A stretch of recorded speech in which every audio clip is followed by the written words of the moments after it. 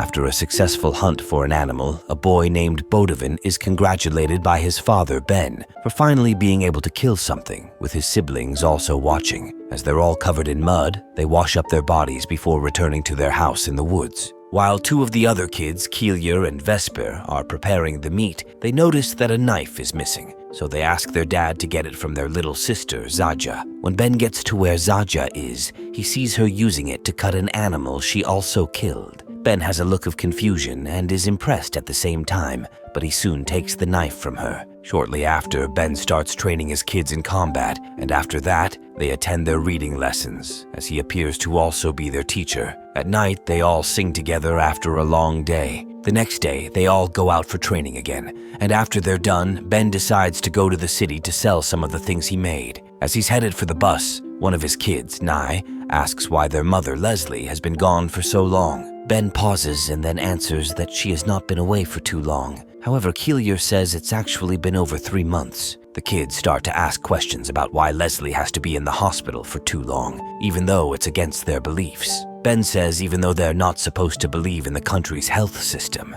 Leslie needed urgent treatment for her mental illness. Another kid named Relian doesn't look so happy with this, and he asks when Leslie will be back exactly. Ben says she'll be back soon, and he gets on the bus with Bodovin as they leave for the city. When they get there, Ben is able to sell some of his wooden sculptures, and Bodovin also goes into a library to find a secret locker where he picks out some of the letters he has received. He goes outside and avoids being seen by Ben as he checks the letters to see that all the top schools in the country have offered him admission to study in whichever one he chooses. He looks happy about this but has to keep the letters so that his dad doesn't find out, because Ben doesn't believe in schools and prefers to homeschool them. A while later, Ben sits in a bar and calls his sister Harper to ask about Leslie's health in the hospital. Harper breaks down in tears on the phone as she tells him that his wife killed herself last night. Ben is terrified to hear the news, and later that night, he also announces it to the kids. As they all start crying, Relian suddenly stands up and picks up a knife in an attempt to hurt Ben. However,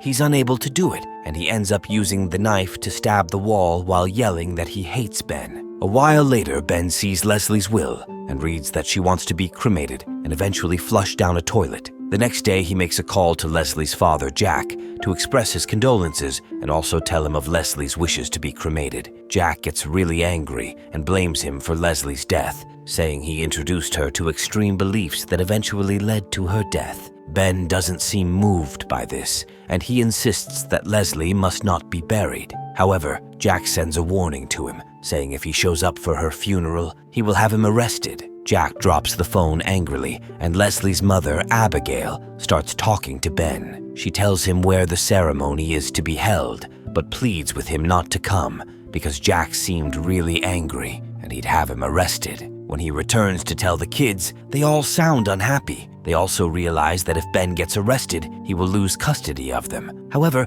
they change their minds in the morning and pack up their bags, but when Ben sees them, he dismisses them and says it's too risky. The kids try to convince him, but he says there's no way he's going there and they have to prepare for training. That day, while they're climbing a rock, Relian gets distracted and almost falls. He breaks his hand in the process, and instead of trying to help his son, Ben tells him he needs to be able to survive by himself. After the rock climbing exercise, Ben also leaves them in heavy rain as part of their survival training. After the day's work, Ben gets the kids on the bus and starts driving them home. As he's driving, he sees how sad they look, and he stops the bus, after which he tells them he doesn't care about what Jack says and that he'll take them to stop Leslie from being buried. The kids are all excited to hear this, and they start singing with joy as they begin their journey. After a while, a cop stops the bus for having a broken taillight. As Ben tries to explain that he didn't know about the taillight, the cop enters the bus and looks surprised to see all the kids.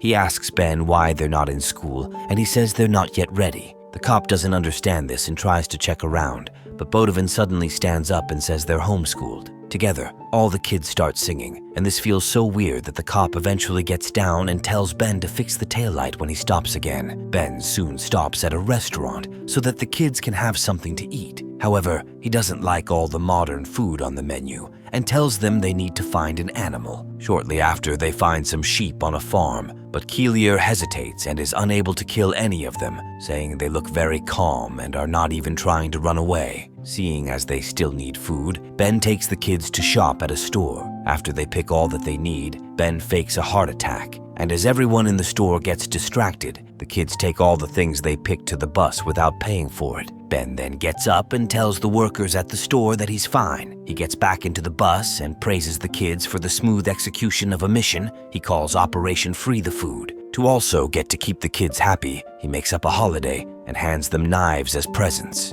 Relian doesn't seem to be interested as he says the holiday makes no sense when they don't even celebrate real holidays like Christmas. Ben tells him to make a case for why he thinks Christmas is more important, but Relian fails to say anything and just walks away. After the presents are shared, Ben takes them back to the bus, and they soon arrive at Harper's house. They are well received there, and Harper arranges the dining table with the help of her husband Dave, with their children Justin and Jackson also sitting at the table. Things seem to be going well until Ben pours himself a glass of alcohol, and Nye asks to also get some. As Ben is about to give Nye the drink, Harper stops him, saying this drink is not for kids. Ben doesn't see a problem with it, and even makes a point to justify his actions. Everywhere soon becomes quiet, but Dave breaks the silence by expressing his condolences for Leslie's death. Ben says he doesn't have to say nice things about her, pointing out that he insulted her the last time they came to visit. Dave says he didn't mean what he said, and it was only a situation that got out of hand. Ben, however, says it doesn't change the fact that Dave insulted her. Harper doesn't like how Ben keeps repeating the insult in front of the kids, and Dave says sorry for bringing it up.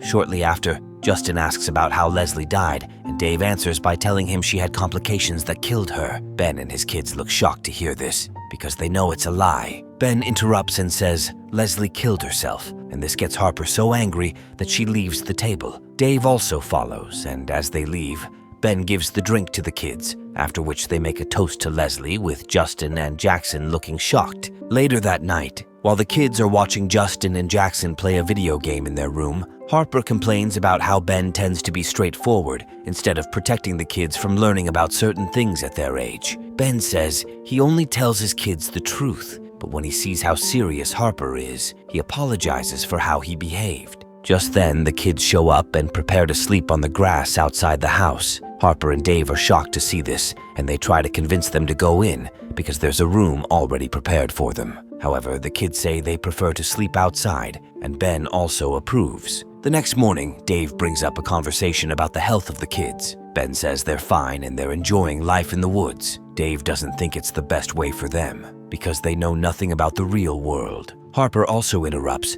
and says he will get them killed with his way of living. Ben says he's doing the exact opposite and training them to be able to survive in the real world. He says even though they're homeschooled, they're all very brilliant. To prove this, he calls Jackson and Justin to ask them about a concept related to human rights in the Constitution. Both of them have no idea about it, and Ben then calls on his youngest child, Nye. He asks the same question, and Nye answers it brilliantly. He also tries to get Nye to answer more questions, but Harper says she already gets his point. The next day, Ben leaves with his kids, and they make another stop on the road for a few days, beside a trailer owned by a woman named Ellen and her daughter Claire. Days later, while Bodovin is training, Claire comes over to meet him and introduces herself. When he says his name, Claire is shocked, and Bodovin says his parents made up the name. Claire finds it weird, but later that night while they're hanging out, she finds out he's a lot weirder than she could imagine. She asks him about his favorite type of music and also some other things about movies, but Bodovin doesn't have any idea of anything modern, with his music taste also so weird. Claire still seems to like him regardless of his weird nature, and as they're both still hanging out, Ellen sees them. She says she hopes they've not been doing anything bad together, and instead of just responding normally, Bodovin kneels before Claire and asks her to marry him. Claire and Ellen find this funny, and Ellen just tells him to go back to meet his father and siblings. Unfortunately, Ben and the kids have to leave, and Bodovin is unhappy as he watches Ellen and Claire wave him goodbye. Days later, Leslie's funeral service is being held at a church. Everything seems to be going well until Ben and the kids enter the church. Everyone looks shocked to see them, and not long after they have their seats, Ben stands up to interrupt the session. He starts by thanking everyone for coming before saying in Leslie's will she wanted to be cremated, with her ashes flushed down a toilet. Everyone in the church can't believe what Ben says, and as he seems to be interrupting what was a peaceful funeral before he arrived, Jack stands up and asks Ben to be kicked out. He is dragged out by some security officials, and the kids also follow him. They all wait outside the church until everyone comes out. Jack sees him again and says he's the worst thing to ever happen to his family. After he greets the kids, Jack also tells Ben that if he sees him anywhere near the cemetery, he will have him arrested. Jack offers to take the kids to the funeral, but Ben rejects it, while also saying he won't allow Leslie to be buried in the ground. As Jack leaves with Abigail, Ben tells the kids to come with him, as he plans to honor Leslie's wishes and stop her burial. The kids warn him about Jack's threats, but he says he won't just sit back and do nothing. As he continues to be stubborn, Bodovin says they're only trying to stop him because they don't want to lose him too. This touches Ben, and he drives past the cemetery. That night, Ben looks sad as he sits alone and plays his guitar. Elsewhere, Relian and Bodovin talk about their mom. Relian says he remembers how their mom used to be. He also says he heard how she always talked about her mental problems with Ben. He then says Ben made their mom sick and he's dangerous to them. As he walks away, Bodovin suddenly has a rethink of how much he worships his father. He heads over to the bus, brings out all the letters he received, and shows them to Ben. He's confused between feeling betrayed and impressed, because he thinks Bodovin did everything behind his back and deceived him to always take him to the library. As Ben wonders how Bodovin could even apply since he never went to a real school, Bodovin says Leslie helped him. He says Ben turned them into freaks and Leslie knew, so she decided to help her kids secretly because she knew he would disagree. Ben is disappointed to hear this, and Bodovin tells him he just wants to go to college. As he tries to process everything Bodovin says, Nye brings him a note written by Relian saying he has gone to meet his grandparents. Ben immediately drives the bus to Jack's house, and as he gets there, he asks the kids to wait on the bus while he goes in. After entering the house, Ben sees Relian and asks him to get his things and come with him. Relian says he doesn't want to leave, and Jack also agrees. The boy suddenly gets angry and says Leslie's death was Ben's fault. He says he always heard Leslie argue about leaving the woods, but Ben never agreed. Ben says he and Leslie agreed to stay there,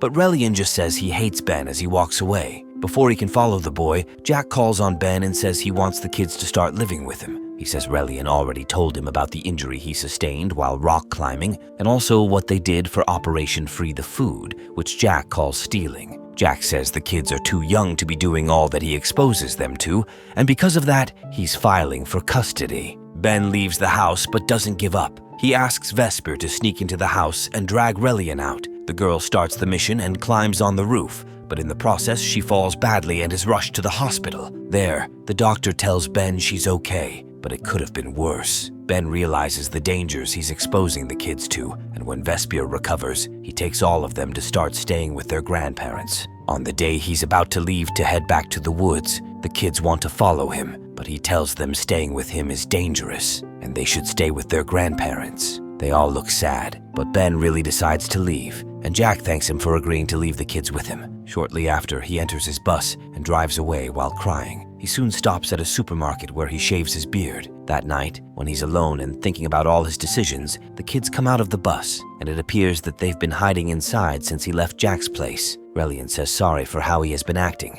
saying he doesn't hate Ben, but he only wishes he helped Leslie when she wanted to leave. Ben hugs him and says he wishes the same thing too. Just then, the kids tell Ben they still need to honor Leslie's last wishes and have her cremated. Even though he doesn't think it's a good idea, they manage to convince him, and together they break into the cemetery and pick up her coffin after digging the grave. Bodovin also shaves his hair, and not long after, they complete the cremation process and also sing together in celebration of her life. The next day, they all go together to flush it down the toilet. After they're through, Bodovin says he's going to Namibia. When Nye asks him why, he says he just pointed to a point on the map and decided to go there. Before he leaves, Ben also advises him to find love and avoid dying. Days later, Ben and the kids are now living on a farm, and that morning, as they're having breakfast, he prepares their lunch and puts it in a paper bag. He then tells them to hurry up because the school bus will be there in a few minutes. The kids all look happy at the table as they enjoy their new lives. Thanks for tuning in. A thumbs up would be amazing because I've got some bills to pay. Big dog status, I'm a big dog vet. I pull up on the block in a big Corvette. Yeah.